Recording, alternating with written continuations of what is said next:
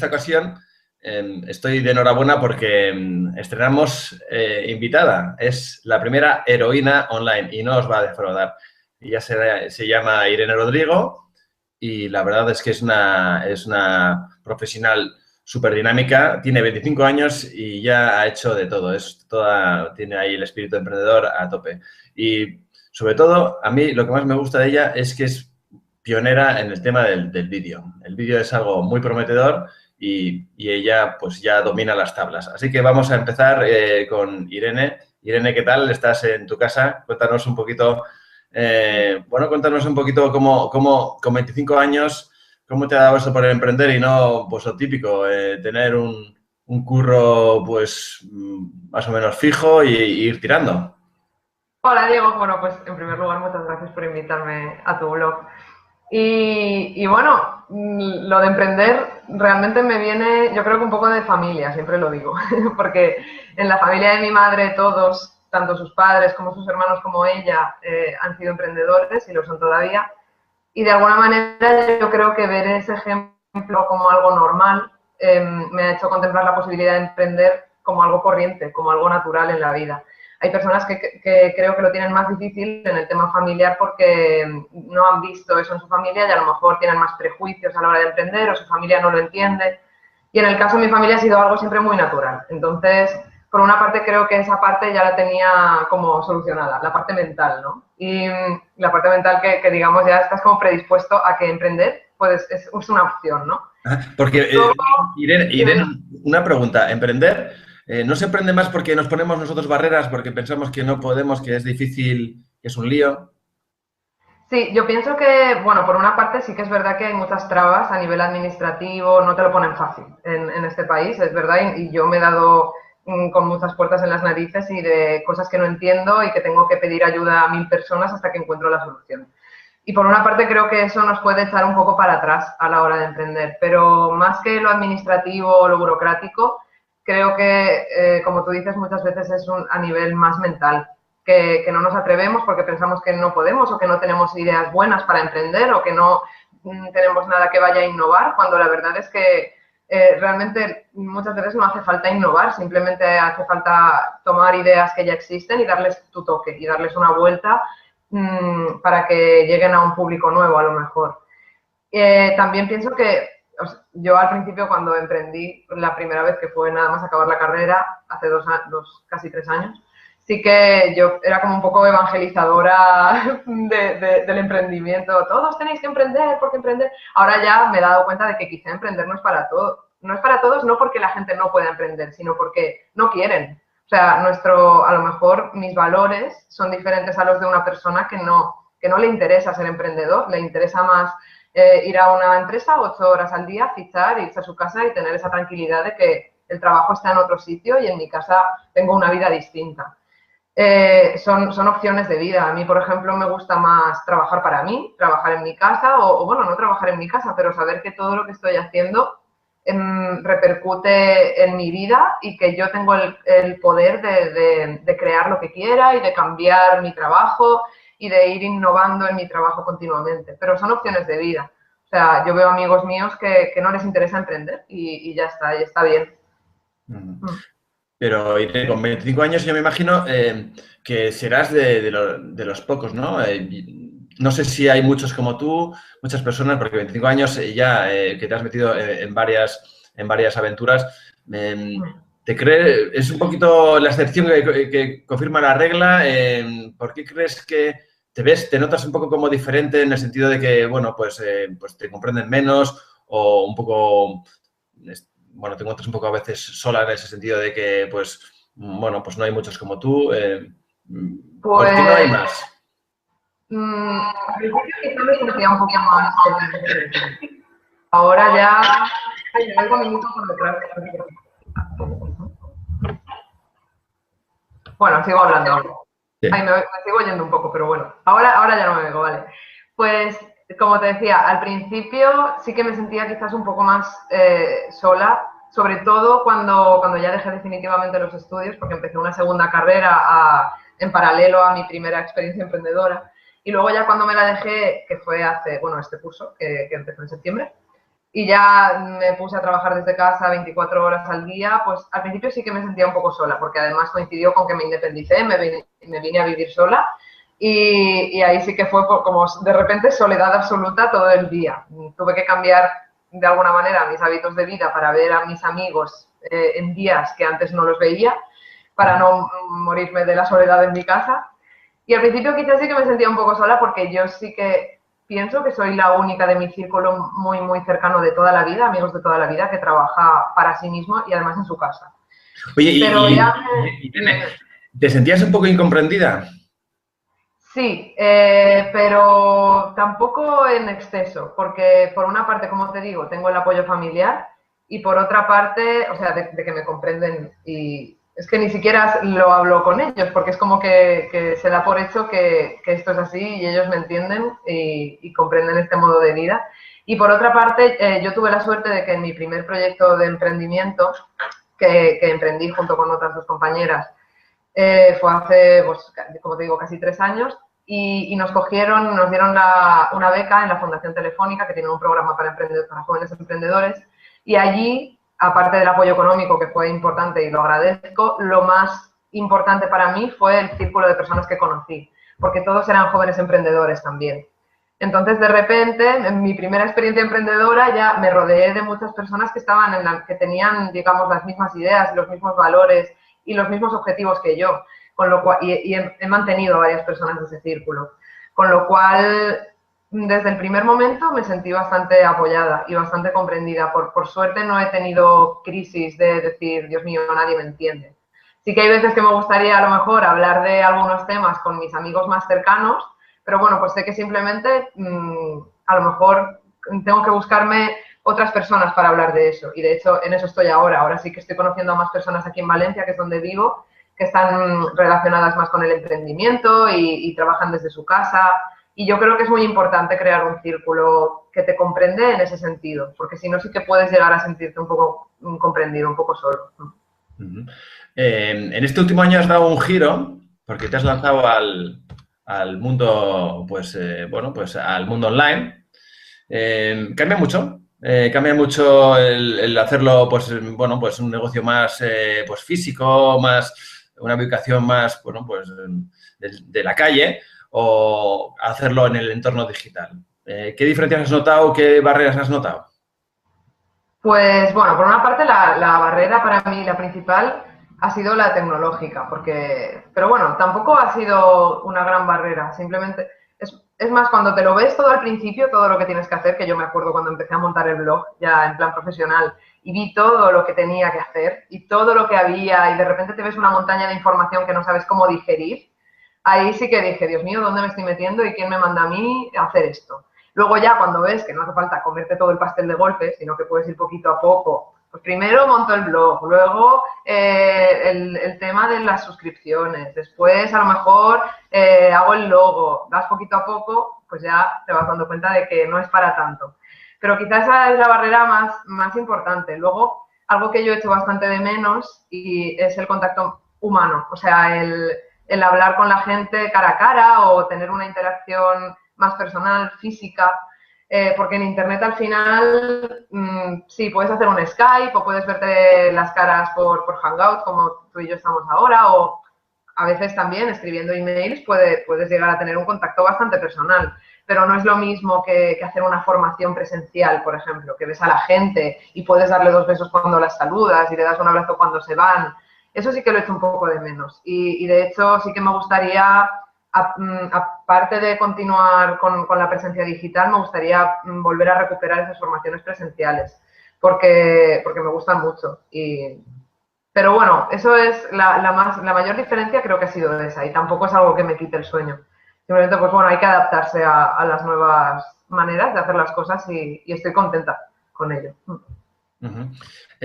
Tú, bueno, pues que dominas la comunicación porque te has formado como periodista, aunque pues, bueno, no te acaba de llenar, pues quizás por el tema de que está todo muy mediatizado y tal.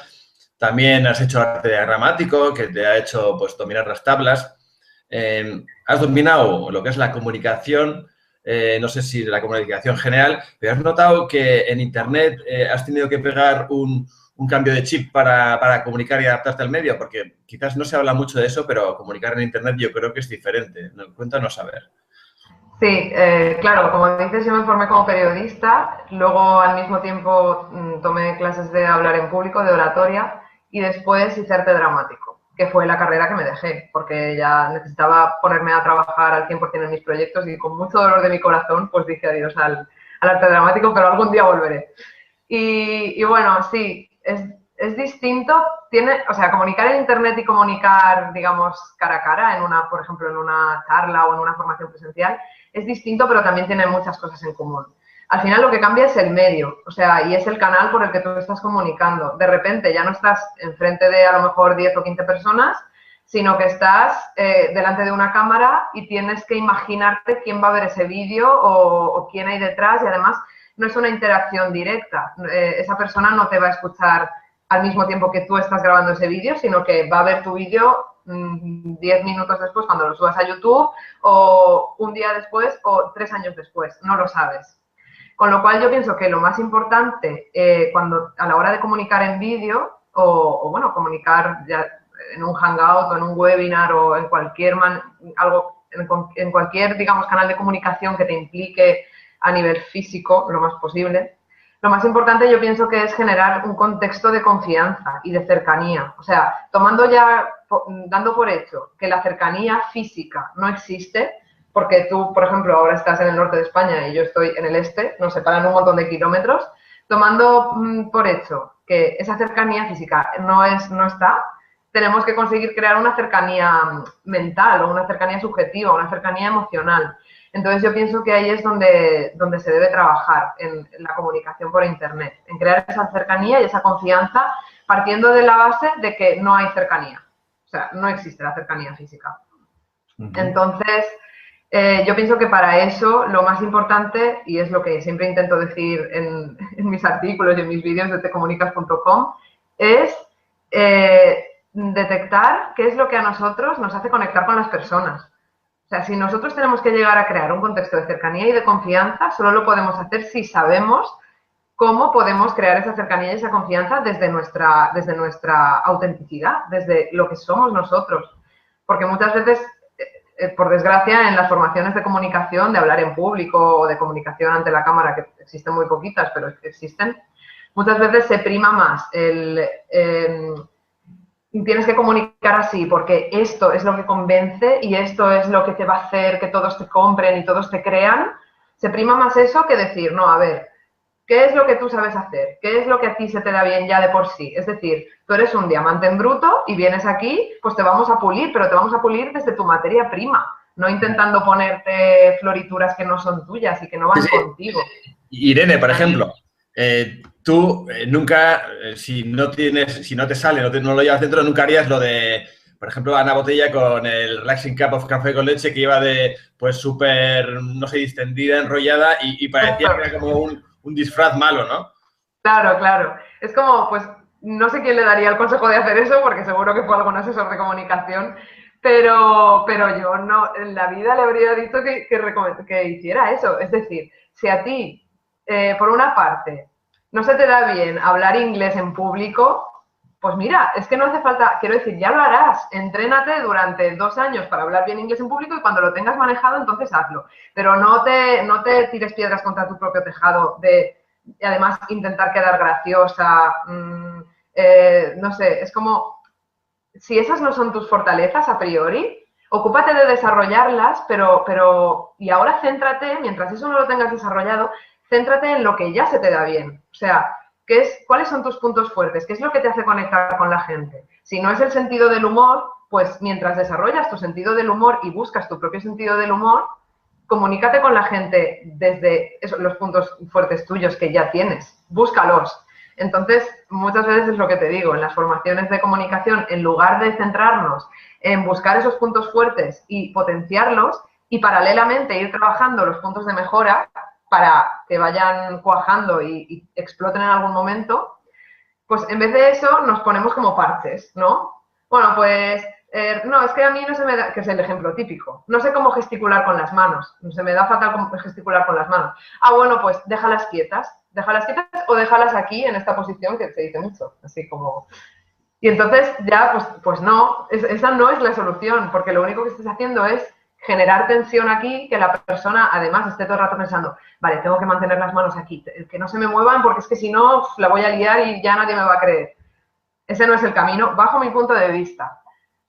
Habrá otras escuelas y habrá otras personas que opinen que esa es la manera de hacer las cosas, pero yo pienso que hay que trabajar siempre desde los potenciales que ya tenemos y al mismo tiempo ir desarrollando los puntos de mejora, pero no ir poniendo parches porque sí. Yo creo que esa no es la manera.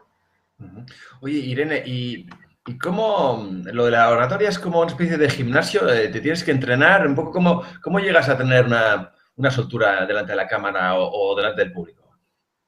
Pues yo creo que es muy importante la práctica. O sea, la práctica es esencial. ¿No? Nunca se va a aprender oratoria con un manual de oratoria.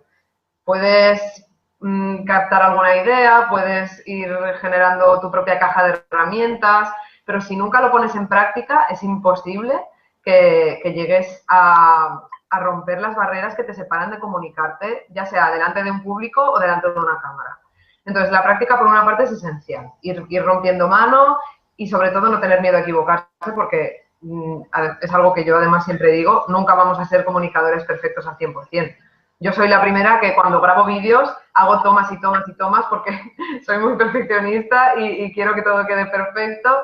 Y al final digo, a ver, no hace falta que hagas 20.000 tomas. Acepta que a lo mejor no te va a salir perfecto y ya está. No eres una comunicadora perfecta y nunca lo serás. Siempre vamos a tener fallitos, vamos a tener puntos sobre los que mejorar y eso es lo interesante, ¿no? Entonces, sí, por una parte la práctica es importante y luego por otra parte también es muy importante la autoevaluación. Es decir, tanto si hablas en público como si te grabas delante de una cámara, intentar siempre tener un ratito después para decir, bueno, ¿cómo me ha salido? Si hablas en público, pues que alguien te grabe y luego te ves. Es algo que nos cuesta mucho porque nos cuesta mucho enfrentarnos a nuestra propia imagen, incluso a nuestra propia voz, cuando solo nos grabamos la voz. Pero hay que hacerlo porque es como más se aprende. Y yo también soy la primera que eso le cuesta. Hay veces que delante de una cámara no tanto porque me tengo muy vista y ya es como me veo y ya ni siquiera me veo a mí, veo a una persona que está ahí hablándole a la cámara. Pero, por ejemplo, cuando solo es la voz, cuando he hecho radio o ahora que he empezado a colaborar con un programa de radio en Valencia, eso me cuesta más. Porque, no sé, con la voz siempre he tenido, con mi voz he tenido siempre una relación así un poco conflictiva, nunca ha llegado a gustarme del todo. Entonces, pero es importante, ¿eh? Es importante, desde aquí hago autocrítica y yo soy la primera que debería verse y evaluarse porque es la mejor manera de corregir esos puntos de mejora y de potenciar nuestros puntos fuertes. ¿Y cómo solemos mejorar, perdona, cómo solemos comunicar? ¿Cuáles son los fallos más habituales, los errores más, que se repiten más a menudo entre la gente? Pues hay uno que suele ser bastante común, que no sé si lo llamaría error, sino porque creo que es algo bastante natural del ser humano del siglo XXI. Y es que nuestra mente va más rápido de nuestra capacidad de expresar lo que decimos. Entonces, claro, nuestra mente, somos muy visuales y por nuestra mente van pasando imágenes, imágenes, imágenes y es como que queremos contarlas todas a medida que van pasando. Es como si viéramos en nuestra mente una película a cámara rápida. Entonces, cuando estamos hablando con alguien o comunicándonos delante de una cámara o delante de un público, nuestra mente va a 100 por hora y nuestra voz intenta seguir ese ritmo, con lo cual, ¿qué pasa? Pues pueden pasar varias cosas, que hablamos muy rápido, mea culpa, yo soy la primera que muchas veces se embala, que nos trabamos, porque claro, al intentar ir rápido nos trabamos y a lo mejor nos encasquillamos en una palabra y ya no sabemos continuar, o nos quedamos en blanco, o bueno, esa es una de las cosas que suelen pasar mucho, ¿no? Que nuestra voz intenta seguir a nuestra mente y no puede. Entonces, para esto, pues podemos hacer bastantes cosas. Por una parte, ralentizar el ritmo de nuestros pensamientos, que esto lo podemos conseguir, por ejemplo, respirando, haciendo una respiración consciente antes de ponernos a grabar o antes de salir a escena al público. También, intentando escuchar más. Yo creo que este es un gran ejercicio. Cuando te centras más en tu vida diaria, porque todo esto que Toda la mejora en comunicación la podemos entrenar en nuestra vida diaria porque nos comunicamos todo el rato, durante todo el día. Nos comunicamos o nos mal comunicamos, tal vez, ¿no? También, también. Por eso, para dejar de mal comunicarnos y empezar a comunicarnos realmente eficazmente y desde nuestra autenticidad, un ejercicio muy bueno es pararse y escuchar más de lo que hablamos. Porque si te fijas, esto es así, como hablar es gratis, ¿no? Si nos cobraran por hablar, quizá no hablaríamos tanto. Pero como hablar es gratis, pues decimos muchas veces lo primero que se nos pasa por la cabeza. A lo mejor no tenemos una opinión formada sobre algo, pero bueno, como nadie va a estar aquí tomándomelo en cuenta, ¿no? Y nadie lo va a publicar luego o sí, lo que estoy diciendo, pues bueno, digo lo primero que se me pasa por la cabeza. Entonces, muchas veces para ir ralentizando ese ritmo de pensamiento y para, bueno, pues al final hay otros beneficios, como desarrollar el pensamiento crítico. Para esto, muchas veces está bien pararse y en vez de hablar, decir, bueno, voy a dedicarme ahora estos 10 minutos que estoy aquí con mis amigos en un bar, pues en vez de ponerme a hablar de lo primero que se me pasa por la cabeza, voy a escuchar. Voy a escuchar lo que está pasando, voy a escucharlos a ellos, pero escucharlos realmente, es difícil, pero bueno, sin juzgar lo que están diciendo, sin criticar, sino diciendo, bueno, voy a escuchar y ya está, y a ver qué pasa. Y con esta práctica podemos empezar a ralentizar ese ritmo de pensamiento y a centrarnos en la escucha, ya no solo en las otras personas, sino también en escucharnos a nosotros mismos cuando hablamos, que es algo que tampoco hacemos muchas veces. Te quería preguntar, supongo que esto es algo que te habrán preguntado muchas veces, pero es un problema que nos ocurre a muchos, ¿no? ¿Cómo te enfrentas al público? Ese contacto, ese salir a la escena y ese miedo escénico de que encuentras ahí a la gente, que es bastante intimidante. ¿Cómo salvas ese obstáculo que a veces es hasta paralizante? Cuéntanos cómo lo haces. Pues bueno, yo pienso que lo primero y principal, como te decía antes, es la práctica. Y sobre todo, la primera práctica. Hay mucha gente que tiene miedo escénico no me quiero poner cara al público porque pienso que me van a comer. Y resulta que se atreven la primera vez, después de años sin atreverse, y en esa primera vez que se atreven, el miedo disminuye en un 75%.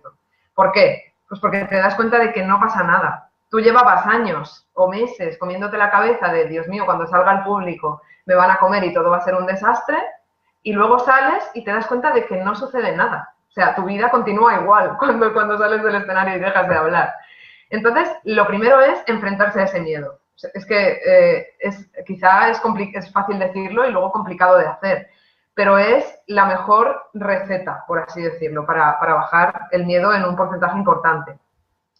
Y luego, bueno, la práctica hace maestros, es así. Cuando ya tú empiezas a practicar, a ponerte delante de un público, a comprobar repetidamente que no pasa nada cuando estás delante de esa gente, pues ya te vas dando cuenta de que no pasa nada, y ese miedo escénico va disminuyendo. También es importante, cuando nos formamos, ya sea hablando en público o en comunicación ante la cámara, hacerlo, pienso yo, en un contexto seguro. Es decir, en un contexto, a lo mejor en una clase donde todos están aprendiendo a hablar en público. O con un formador que sabes que no te está juzgando, sino que quiere ayudarte a mejorar tu comunicación en público o ante la cámara. El hecho de practicar en un contexto seguro nos da garantía de que nadie nos va a criticar, de que nadie nos va a juzgar y de que todo está controlado, de que nada va a pasar ahí. Porque muchas veces nuestros miedos son irracionales y pensamos que, yo qué sé, que alguien nos va a tirar un tomate o algo así, eso no, pero que nos vamos a quedar en blanco. Pues bueno, si te quedas en blanco delante de un auditorio de 500 personas, pues igual sí que no te conocen de nada, ¿no? Pues igual sí que es un poco problemático, pero si te quedas en blanco delante de una clase de 10 personas, que sabes que todos están como tú, pues no pasa nada, es un contexto de aprendizaje. Y luego también quitarle importancia. Es que muchas veces, como te decía antes, queremos ser perfectos. Y a la primera queremos comunicar perfectamente o jugar a fútbol perfectamente o salir a escena en un teatro y actuar como la diva de Hollywood, ¿no? Pues no, darnos cuenta de que todo es un aprendizaje y de que tú, ya te digo, yo creo que muchas veces nos obsesionamos con esa idea de perfección y de tener que hacerlo todo genial. Y no, tenemos que aceptar que, oye, somos humanos y que vamos a fallar siempre y que estamos en un proceso continuo de mejora y de aprendizaje.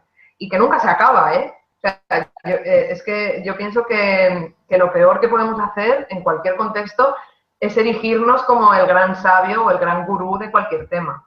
Nadie va a controlar al 100% nada, nunca. Entonces, yo pienso que cuando te das cuenta de eso, de que eso en lo que te estás entrenando, ya sea comunicación o sea lo que sea, es un camino sin final y que lo que tienes que hacer es centrarte en tu propia mejora día a día, yo pienso que nos quitamos mucha presión de golpe. Por lo menos en mi experiencia ha sido así en muchos casos.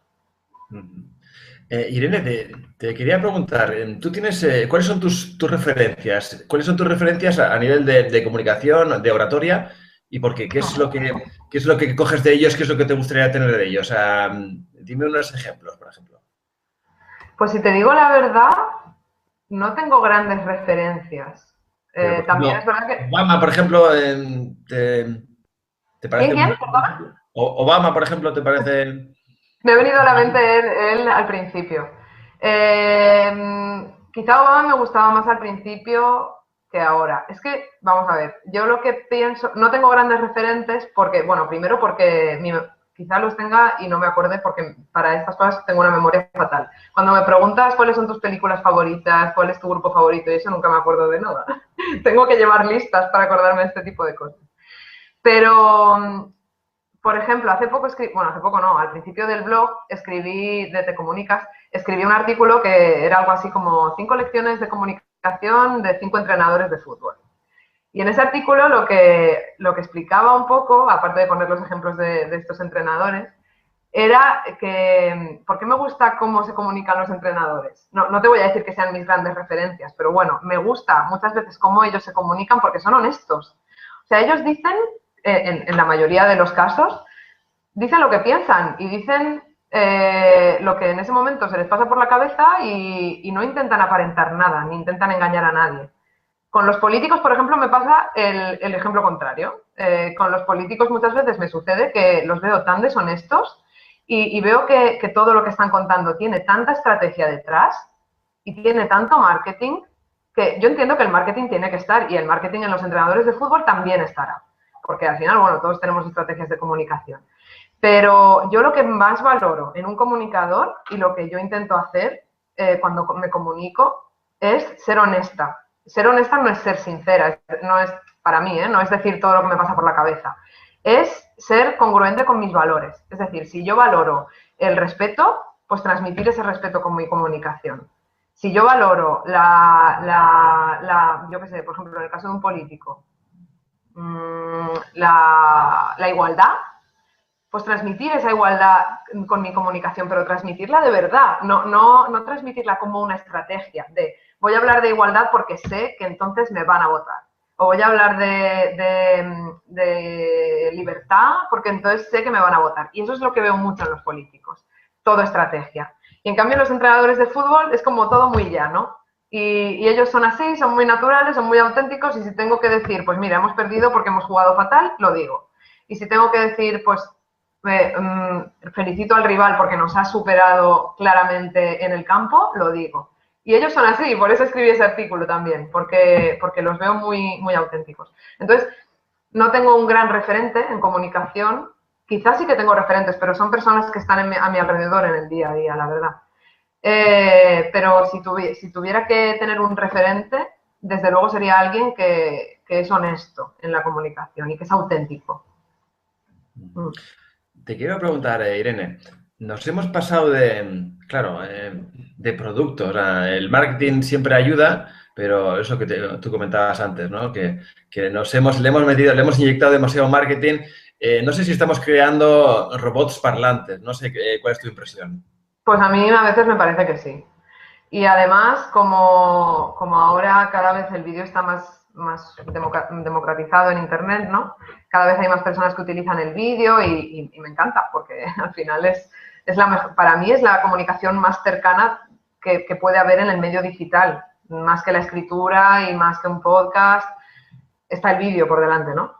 Pero claro, ¿qué pasa muchas veces? Que tomamos como ejemplo a referentes, precisamente, que nos gusta cómo comunican, pues yo qué sé, una persona que es un referente en el mundo de la monetización de blogs, por decir un ejemplo, y como yo tengo un blog que estoy empezando ahora sobre monetización también, pues entonces veo sus vídeos, me encanta lo que él dice, cómo lo cuenta, y además me encanta todo lo que hace en su proyecto, pues entonces inconscientemente a lo mejor empiezo a copiarme de cómo él está comunicando.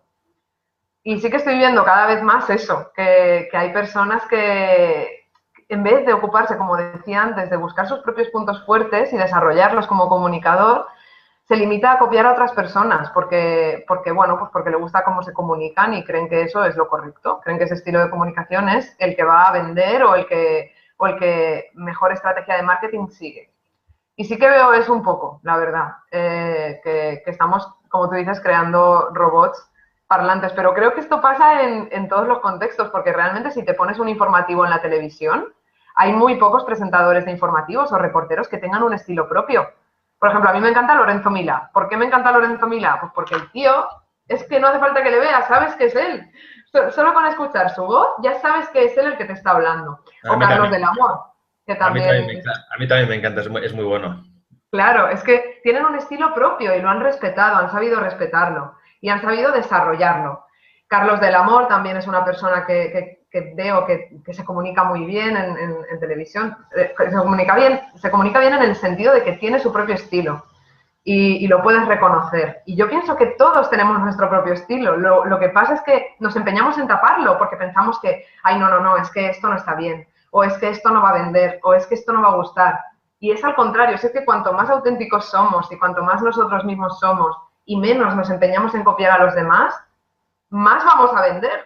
O sea, que para mí no es el objetivo. Para mí el objetivo no es vender, para mí el objetivo es llegar a las personas y que te entiendan y que te comprendan lo que estás diciendo y lo que estás comunicando. La venta llegará a raíz de eso, pero no es el objetivo para mí. Y lo que sí que veo es que eso, que mucha gente ahora se enfoca en la venta. Es como, no, mi objetivo es vender y voy a hacerlo todo para llegar hasta ahí. Si tengo que traicionarme a mí mismo, pues también lo voy a hacer.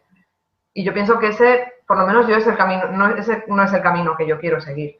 Pero sí Porque que veo que es el que muchas es muy a personas corto siguen. plazo, ¿no? Irene, el tratar de vender a toda costa, ¿no? Quizás te pueda salir bien en las primeras veces, ¿no? Exacto. Sí, yo pienso que es precisamente lo que tú dices. Al final es un camino muy corto. O sea, tú, pues como dices, vas a lo mejor tener éxito a corto plazo porque, bueno, pegas el bombazo y la gente de repente te sigue, pero eso es poco sostenible a largo plazo, pienso yo. Llega un punto en el que cuando una persona no es auténtica y no es honesta y no es real, no es fiel a sí misma, al final eso se descubre, es que tiene fecha de caducidad. Y esto no solo pasa en Internet, o sea, Internet es un reflejo del mundo físico. Esto nos pasa, ¿no? Cuando conocemos a alguien y al principio es súper majo y súper tolerante y todo a lo que hacemos le encanta y luego empezamos ahí a ver que nos ha criticado por la espalda o que alguien nos dice que ha dicho esto de nosotros o empezamos a ver los puntos flacos, es como, ostras, qué decepción, ¿sabes? Si esa persona a lo mejor desde el principio hubiera ido de cara con sus puntos fuertes, con sus puntos débiles y diciendo, bueno, pues este soy yo, para mí eso es la honestidad, realmente, decir, este soy yo, tengo mis defectos, tengo mis virtudes, si te gusto me tomas y si no te gusto déjame, pero yo no voy a cambiar mi manera de ser para gustarte a ti. En el caso de Internet, en un negocio en Internet sería, yo no voy a cambiar mi manera de ser para venderte algo a ti.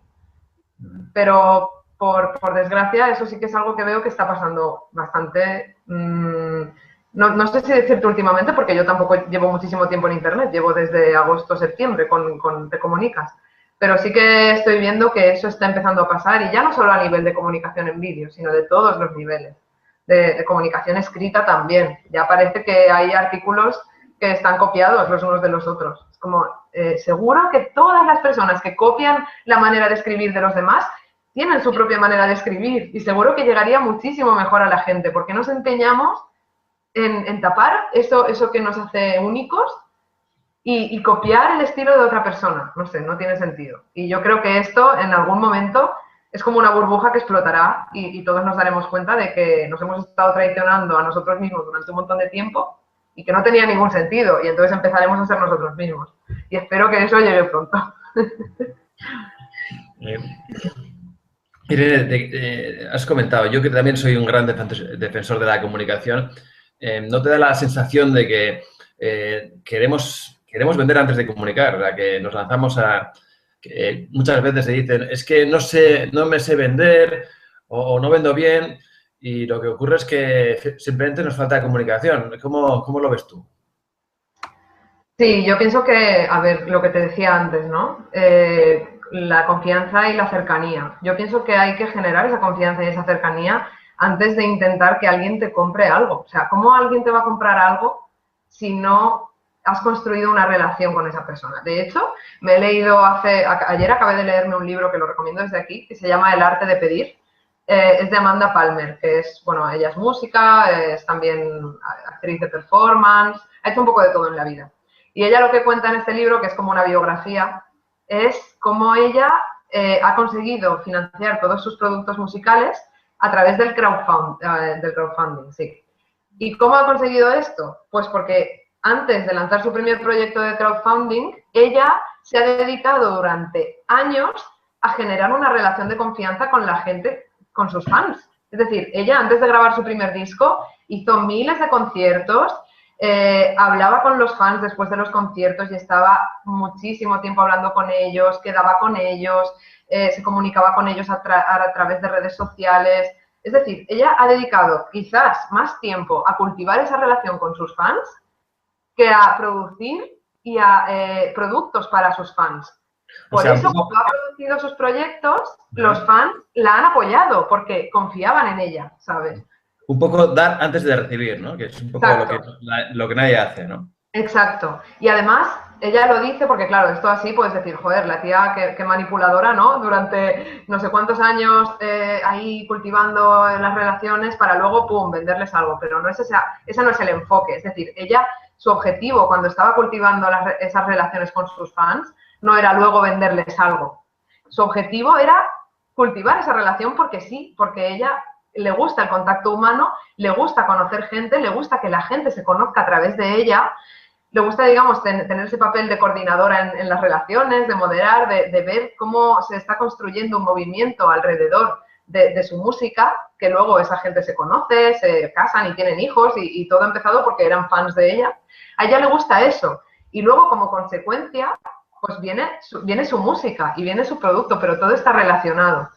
Es decir, ella, su objetivo cuando conoce a la gente no es venderles algo. Eso viene como consecuencia de haber creado esa relación. Y me pareció un libro súper chulo en ese sentido, porque te da una lección de, tío, en vez de concentrarte en vender, que parece que es lo que ahora hay que hacer, no, céntrate en disfrutar de ese contacto humano, aunque sea a través de Internet. Y verlo no como un medio para conseguir algo, sino como un fin en sí mismo, el contacto humano y la relación con las personas. Irene, tú que eres, desde luego una experta, ¿no? Te puedo llamar así tranquilamente porque lo eres, en el tema del vídeo, en el tema de la oratoria, pero también tocas otros palos porque lo acabas de comentar, haces podcast, tienes tu blog escrito. ¿Qué tiene el vídeo que no tengan los otros medios, los otros canales de comunicación, y por qué lo recomendarías si es que lo haces? Pues como te digo, yo pienso que es el canal más eficaz para crear esa confianza y esa cercanía con la gente. Cuando tú estás leyendo un blog de una persona durante mucho tiempo, lees sus artículos escritos, bueno, pues te puedes hacer una idea de cómo esa persona es, de cómo esa persona piensa, de cómo a lo mejor se viste o se mueve, pero cuando la ves en vídeo ya no queda ninguna duda y de repente el vídeo crea como una conexión muy fuerte entre tú y esa persona. Es como cuando hablas por primera vez con alguien por teléfono, porque, yo qué sé, pues te llaman para una entrevista de trabajo o te presentan a alguien que creen que te puede caer bien y habláis por teléfono y decís, bueno, pues quedamos no sé qué día, no sé qué cafetería. Y tú te haces una idea de esa persona por teléfono, pero de repente la ves y ahí es cuando sucede realmente o la conexión o la no conexión, porque también es verdad que a veces una persona podemos conectar muy bien con ella por escrito y luego quedar, a todos nos ha pasado, ¿no? O sea, que ahora con las nuevas tecnologías de aplicaciones de ligoteo y todo esto. Hemos hablado con alguien, oye, qué bien conecto con esta persona, tenemos mogollón en común. Luego quedas con él y dices, Dios mío, no quiero volverte a ver, pero no por nada, sino porque sí, tenemos un montón de cosas en común, pero no conectamos por cualquier razón, cara a cara no conectamos. Y sobre todo está la foto de perfil hiper editada que crees que, bueno, pues es alguien impresionante y luego dices, pero si me has engañado. Exacto, exacto. Entonces, sí que es verdad que, claro, en ese sentido el vídeo pues también es una criba, porque lo que te decía antes, si una persona realmente es honesta consigo misma, va a gustar a algunos y va a no gustar a algunos también. Entonces, es un riesgo que hay que tomar, al fin y al cabo, porque esconderse, por así decirlo, detrás de un artículo escrito es sencillo, porque pues, la persona que te está leyendo va a conectar contigo probablemente, siempre que tengas una buena redacción y sea un artículo fluido, pero cuando te pones delante de la cámara y eres honesto, ahí no hay duda, o la gente o le gustas o no le gustas. Entonces, pues por eso yo pienso que también somos un poco reticentes a veces a utilizar el vídeo, porque tememos que una parte de la audiencia o nos vaya a abandonar o nos vaya a juzgar. Pero es una decisión que hay que tomar y yo pienso que, bueno, los datos lo dicen. No sé si era en 2018 o una cosa así, el 80% del contenido en Internet va a ser el vídeo. Entonces, es decisión de cada uno. O sea, que al final va a ser verdad eso de que el vídeo mató al blog, ¿no? Pues, como antes que decían que iba a matar a la radio, tal vez a los periódicos. O sea, vamos a ser video personajes o videocomunicadores. Sí, yo, claro, no sé, o sea, los datos dicen eso, luego el futuro dirá lo suyo, el tiempo dirá lo suyo, porque como tú dices, también se decía lo de que la televisión iba a acabar con la prensa y con la radio y no fue así. Pero sí que es verdad que cada vez nos gusta más ver vídeos en Internet y ver a la gente real comunicándose. Entonces, pienso que no es que vaya a acabar con la palabra escrita y también espero que no, porque a mí me encanta leer. Aunque es verdad que en Internet soy más consumidora de material en vídeo que de artículos. Prefiero ver vídeos que leer artículos. Luego en mi vida prefiero leer un libro que ver una película. Pero en Internet es al revés.